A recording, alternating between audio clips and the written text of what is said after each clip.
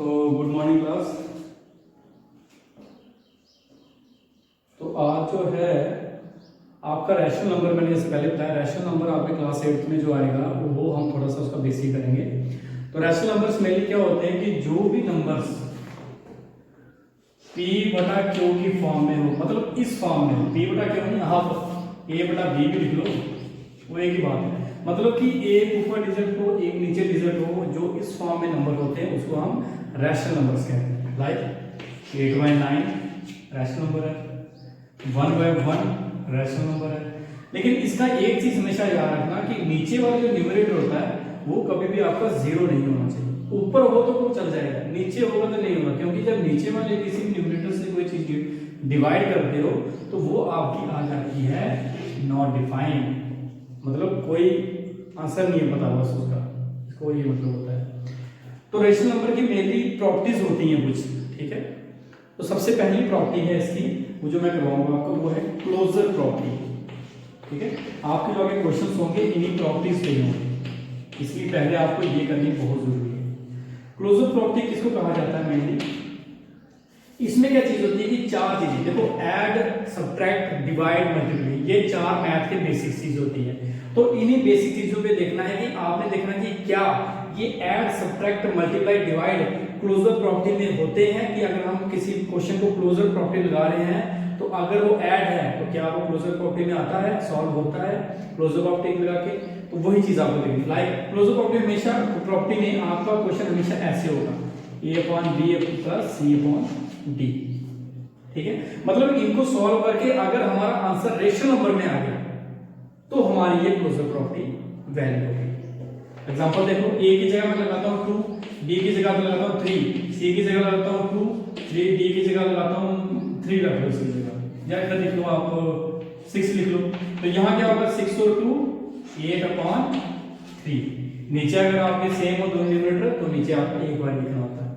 तो ये आपका क्या है, आ गया p बटा q की फॉर्म में, एक ऊपर एक नीचे, तो ये आपका रैशनल नंबर होगा, ऐड आपका क्लोजर प्रॉपर्टी में वैलिड। दूसरा आपका आता है a बटा b माइनस c बटा d।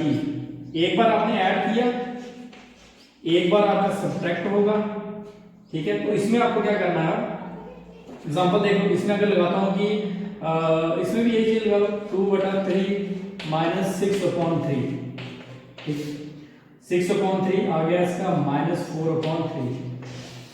p बटा q की फॉर्म में है तो ये भी आपका रैशनल नंबर ही होगा,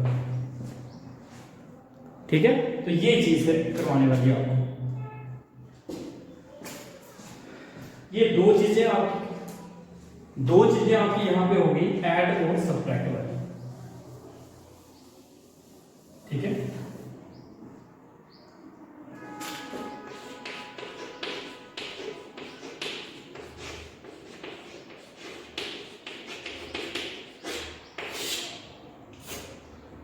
ऐड सब्ट्रैक्ट हो गया। अब आपका आ गया तीसरे पे मल्टीप्लाई, ओके।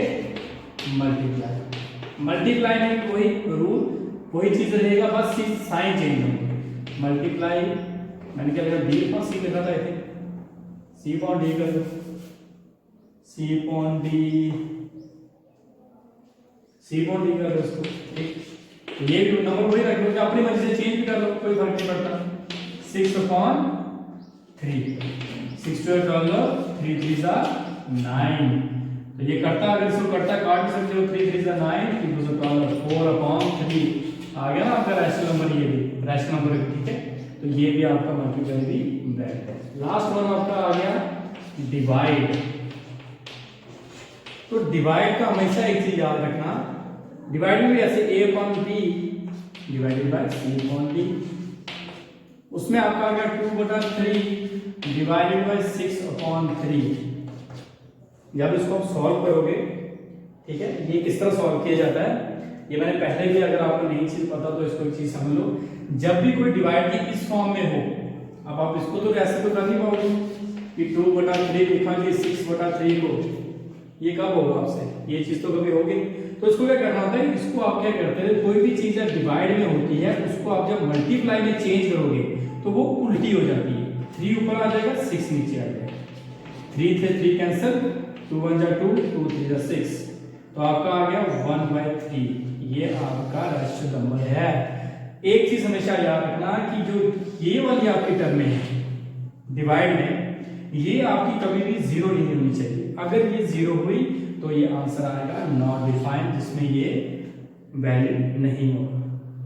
ओके, ये कभी भी आपका इस फॉर्म में 0 0 अगर यहाँ पे आया, उस केस में ये नहीं वैलिड होगी। अदरवाइज क्लोजर प्रॉपर्टी में सारे वैलिड होती है क्लोजर प्रॉपर्टी। ठीक है, मल्टीप्लाई भी डिवाइड इसमें होता है, ऐड सब्ट्रैक्ट मल्टीप्लाई। ये थी आपकी क्लोजर प्रॉपर्टी।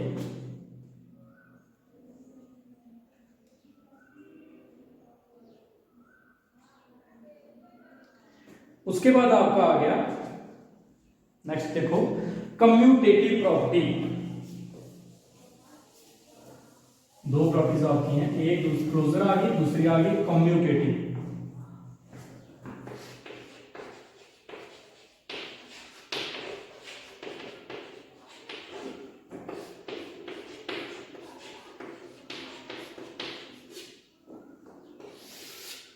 इसमें भी आपको क्या है कि एक नंबर आपका इस फॉर्म में होते हैं, a plus b equal to b plus c. Okay, ये इस फॉर्म में होगा।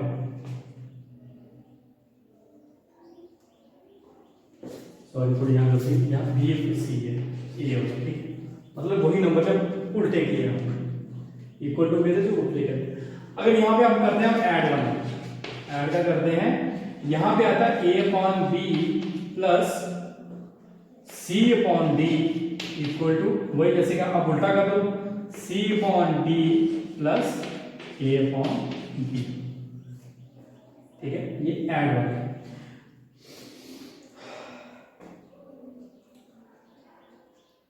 इसमें क्या करना है कि आपको इस जगह भी नंबर डाल के देखने हैं, इस जगह भी नंबर डाल के देखने हैं। दोनों साइड क्या करूं कि वैल्यू सेम आए, तो ये भी क्या ऐड वाला की क्या होगा, उसमें कम्यूटेटिव प्रॉपर्टी में वैलिड होगा। तो लाइक देखो a अपॉन b में आप क्या डालते हो, अगर हाँ 2.5 क्या यहाँ वो डाल दो, 2.4 कर दो। ठीक है, 2.4 और यहाँ पे कर लो 4/4। ठीक है, ये इस साइड वाला हो गया, इनका क्या आंसर आएगा 6/4। ये वाले क्वेश्चन है इसका 6/4 आ गया। अब ये वाला नंबर यहाँ पे ऐड करो, यहाँ पे देखो, यहाँ सी और डी हमारी की वैल्यू, ये जो नंबर में लिखे ये आप a की वैल्यू 2 है, b की वैल्यू 4 है, c की वैल्यू 4 है, d की वैल्यू 4 है। अब यहाँ पे c की वैल्यू क्या है, यहाँ पे 4, d की क्या है 4 और a की कितनी है 2/4। सेम आया, ये वाला भी और ये वाला भी, मतलब ये और ये दोनों सेम होते हैं। तो कम्यूटेटिव प्रॉपर्टी में एडिशन जो होती है वो वैलिड होती है। उसके बाद आया था सब्ट्रैक्शन।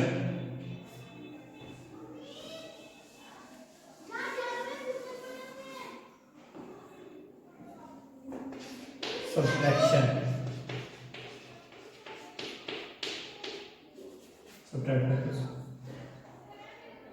और इसमें क्या करना है, सिर्फ आपको साइन चेंज करना है। ठीक है, वही चीज है इस ऊपर, a upon b minus c upon d equal to c upon d minus a upon b. Okay, तो ये चीज आ गई। यहां तो वैल्यू डालो आप, जो वाली वैल्यू आपने डाली थी ऊपर। ठीक है, लाइक देखो अब यहां पे डालो 1/5 हम 4 लेके चलते हैं, प्लस माइनस 2/4। ठीक है, इसका कितना है, नीचे 4 और ऊपर 2 से बन गए -1। क्यों आए, 1 से जब माइनस करते हैं तो हम यहाँ पे देखते हैं, यहाँ +1 है, यहाँ -2 है, तो बड़ा कौन है -2। -2 से हमने 1 किया तो आंसर भी हमारा माइनस में ही आएगा। -1/4 ये आपका आ गया। और दूसरा अगर c अपॉन डी में डालते हैं, 2/4 माइनस 1/4 इक्वल टू 1/4। देखो अब आपको इसका आंसर दोनों लगा दे भाई। हमें सिर्फ ये देखना है कि रैशनल में है कि नहीं है। रैशनल में आ रहे हैं ना 1/4 1/4, माइनस प्लस का कोई लफड़ा नहीं है। सिर्फ आपको देखना है कि जो आपका आंसर आ रहा है वो रैशनल फॉर्म में है कि नहीं है, फ्रैक्शन में है कि नहीं है। ये चीज है, सबट्रैक्शन भी हमारी वैलिड होगी। उसके बाद आया था आपका मल्टीप्लिकेशन। मल्टीप्लिकेशन, ठीक है।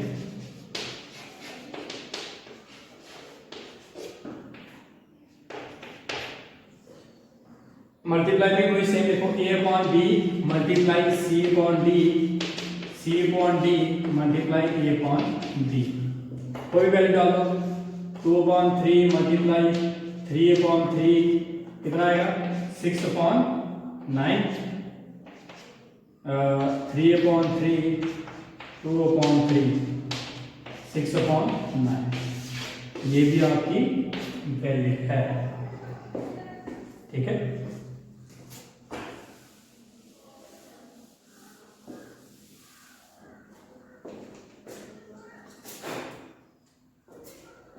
उसके बाद लास्ट आपका आ गया डिवीजन में।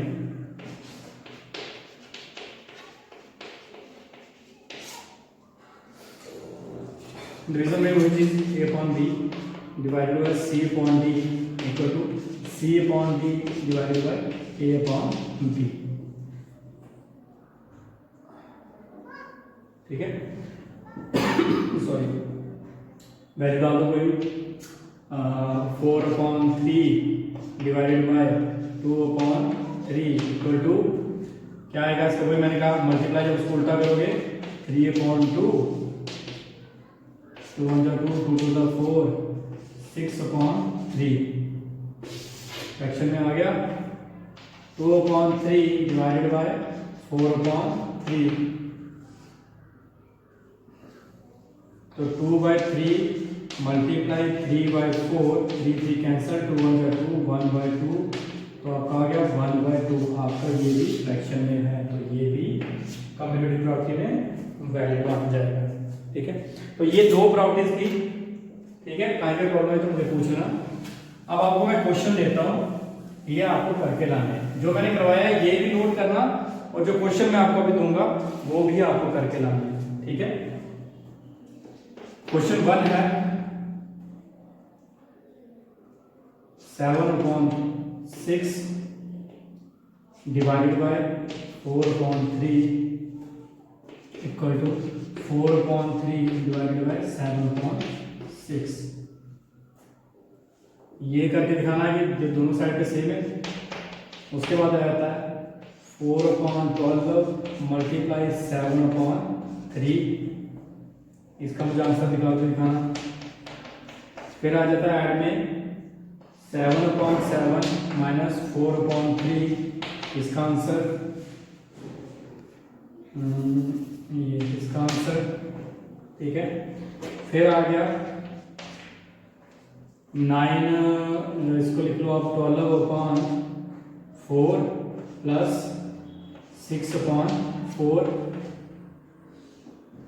लास्ट क्वेश्चन आपका माइनस डिवाइड मल्टीप्लाई ये हो गए। तो एक आप करके दिखाओ, -7/4 प्लस 6/4। ये मुझे आंसर आप क्वेश्चन करके दिखाओगे, शाम को मुझे भेज देना, ओके। तो आज के लिए इतना ही। कोई चीज़ किसी भी चीज़ में प्रॉब्लम आई तो मुझे पूछ लेना किसी भी टाइम पे, ठीक है।